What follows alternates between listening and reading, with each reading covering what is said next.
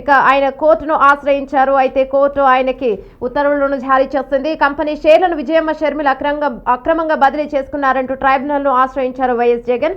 అయితే విజయమ్మతో పాటు YS Sharmila Sandur power limited register of companies ను ప్రతివాదులుగా పేర్కొన్నారు. ఇప్పటికే వాదనలు పూర్తి చేసిన ఎన్సీఎల్టీ ఈరోజు వైఎస్ జగన్ కు అనుకూలంగా తీర్పునిస్తూ సరస్వతి పవర్ షేర్ల బదిలీని నిలుపుదల చేసింది. అయితే దీని గురించి గత కొన్ని రోజుల క్రితం చాలా చర్చలు జరిగాయని చెప్పుకోవచ్చు. దీంతో సొంత చెల్లిని అమ్మ పైన కూడా కేసులు పెట్టారు జగన్మోహన్ రెడ్డి అంటూ ప్రతిపక్షాలు కూడా ఘాటుగా విమర్శించాయి. అయితే ఇక ఆస్తి కోసం జగన్ ఏదైనా చేస్తాడు, ఎంతైనా దిగజారుతాడు అని ప్రతిపక్షాలు కావచ్చు, కొందరు నేతలు కావచ్చు ఆయనని తీవ్రంగా విమర్శించారు. అయితే సరస్వతి షేర్ల బదిలీ అక్రమమే అని పేర్కొంది. ఎన్సీఎల్టీ షేర్ల బదిలీని నిలిపివేస్తూ ఉత్తర్వులను జారీ చేస్తుంది. National company of law tribunal అక్రమంగా షేర్లు బదిలీ చేసుకున్న వారికి ట్రిబ్యునల్ షాక్ ఇచ్చింది.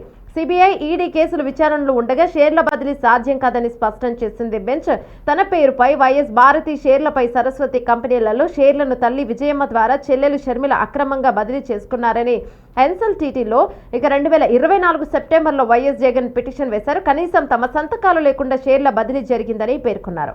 కంపెనీ యాక్ట్ 59 కింద దాఖలు చేసిన ఈ పిటిషన్లో ప్రతివాదులుగా Vijayamma Sharmila, Janardhan Reddy, Yashwant Reddy regional director south east regional registrar of కంపెనీను చేస్తూ షేర్ల బదిలీ నిలుపుదల చేస్తూ ఆదేశాలు ఇవ్వాలని ట్రైబ్యునల్ను విజ్ఞప్తి చేస్తారు. 10 నెలలుగా అన్ని పక్షాల వాదనలు విని ఈ నెల 15న తీర్పు రిజర్వ్ చేసిన బెంచ్ షేర్ల బదిలీ నిలిపివేస్తూ ఈ రోజు ఉత్తర్వులు జారీ చేసింది national company of law tribunal. అయితే ఈ సందర్భంలో జగన్ కు కాస్త ఊరట లభించిందని చెప్పుకోవచ్చు. ఎందుకంటే ఆయన అధికారం కోల్పోయాక ఆయనపై లిక్కర్ స్కామ్ కూడా లిక్కర్ స్కామ్లో నోటీసులు జారీ చేస్తారని చెప్పారు. ఒక జగన్ అరెస్ట్ కోణం ఉంటుందని కూడా ఆ కోణంలో కూడా కొందరు ఆలోచించారు.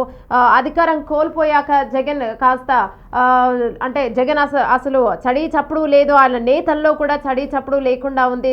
వైఎస్ కాంగ్రెస్ పార్టీ నేతలందరూ కూడా కాస్త వెనక్కి తగ్గారు అని చెప్పుకున్నారు. అయితే ఇదే సందర్భంలో ఈ కోణంలో ఆలోచిస్తే జగన్ కు కాస్త ఊరట లభించిందని చెప్పుకోవచ్చు. అలాగే ఈడీ, సిబిఐ ఆయన పైన ఉన్న గతంలో ఉన్న కేసులన్నిటి కూడా ఆయన కోర్టులో హాజరవుతూ ఉన్నారు. ఆయనపై చాలా కేసులు ఉన్నాయి గతంలో నుంచి చూస్తే.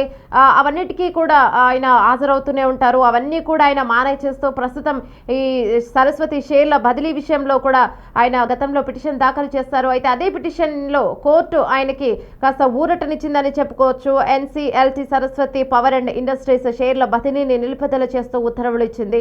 అయితే ఈ సరస్వతి షేర్ల బదిలీ విషయంలో షర్మిల కూడా చాలా ఘాటుగానే స్పందించారు. విజయమ్మకి షర్మిల అలాగే జగన్ కి మధ్య కొద్దిగా దూరం పెరిగిందని చెప్పుకున్నారు. గతంలోని మనం కొన్ని విజువల్స్ ని, కొన్ని వీడియోస్ ని కూడా చేసాం. షర్మిల వాళ్ళ కొడుకు పెళ్లి విషయంలో కూడా జగన్మోహన్ రెడ్డి అంటే ఆయన రావడము, అక్కడ వాళ్ళిద్దరూ దూరంగా ఉండడం, అంటే పరస్పరంగా దూరం ఉండడం, వాళ్ళకి మధ్యన కొన్ని గొడవలు జరగడం, కుటుంబ నేపథ్యంలో కొన్ని కలహాలు రావడం. గతంలో చూసుకుంటే వైఎస్ షర్మిల ఆయన ముఖ్యమంత్రి అవడానికి చాలా దోహదంగా కీలక పాత్ర వహించారు. ఆవిడ చేసిన కొన్ని కారణాలు కావచ్చు, కొన్ని వ్యాఖ్యలు కావచ్చు, గతంలో ఆమె చేసిన పాదయాత్ర వల్లనే జగన్మోహన్ రెడ్డి ముఖ్యమంత్రి అవ్వడము, ఆయన్ని ఇప్పుడు ఘాటుగా షర్మిల కూడా విమర్శించడము, విజయమ్మ కూడా దీనిపై మాట్లాడకపోవడంతో ఇక తీవ్ర చర్చనీయాంశంగా మారింది రాజకీయాల్లో. ఇక జగన్ను సొంత కుటుంబ సభ్యులే దూషించడం ఏంటని విపక్షాలు, ప్రతిపక్షాలు కూడా ఆయనపై దుమ్మెత్తిపోస్తాయి. అప్పట్లో ఇది చర్చనీయాంశంగా మారింది. అయితే ఇక సరస్వతి పవర్ షేర్ల విషయంలోనే ఇక కుటుంబంలో కాస్త కలహాలు రావడము, ఆస్తి పంపకాల్లో కలహాలు రావడం, దూరం జరగడము, సొంత చెల్లెలు ఆయనపై విమర్శలు చేయడము, ఆయనకి శత్రువులా మారడము, ఇది ఆయనకి ఒక పెద్ద మైనస్ పాయింట్ అని రాజకీయాలు అంటే ఆయన ఈ గత ఎన్నికల ముందు కూడా అని అందరూ అన్నారు. అయితే షర్మిల ఏ విధంగా అయితే ఆయనకు దూరం జరిగిందో అప్పటి నుంచి ఆయన ఓటమికి గురయ్యారని కూడా కొన్ని వార్తలు అయితే వచ్చాయి. ప్రస్తుతము ఎప్పటి నుంచో ఇవన్నిటి మధ్యన ఆయన నలిగిపోతూ ఉన్నారని చెప్పుకోవచ్చు. ప్రస్తుతం అయితే ఎన్సీఎల్టీలో వచ్చిన సరస్వతి పవర్ అండ్ ఇండస్ట్రీస్ షేర్ల బదిలీ విషయంలో ఆయనకు కోర్టు అయితే కాస్త ఊరటనిచ్చిందని చెప్పుకోవాలి. ఈ బదిలీ చేసుకున్నారంటూ విజయమ్మ, షర్మిల అక్రమంగా వాళ్ళ సంతకాలు కూడా లేకుండా బదిలీ చేసుకున్నారని చెప్పే పిటిషన్ దాఖలు చేస్తారు. అందులో ఎన్సీఎల్టీ ఊరటనిచ్చిందని చెప్పుకోవచ్చు. ఈరోజు వైఎస్ జగన్ కు అనుకూలంగా తీర్పునిస్తూ సరస్వతి పవర్ షేర్ల బదిలీని నిలుపుదల చేస్తుంది. దీనిపై జగన్ ఇంకా ఎలా స్పందిస్తారు, వైఎస్ఆర్ కాంగ్రెస్ పార్టీ నేతలు ఎవరైనా దీనిపై ఎలా స్పందిస్తారు అనేది కాస్త చర్చనీయాంశంగానే మారింది. ఎందుకంటే గతంలో కొందరు వైఎస్ఆర్ కాంగ్రెస్ పార్టీ నేతలు షర్మిలకి ఆపోజిట్ గా కొన్ని వ్యాఖ్యలు చేశారు.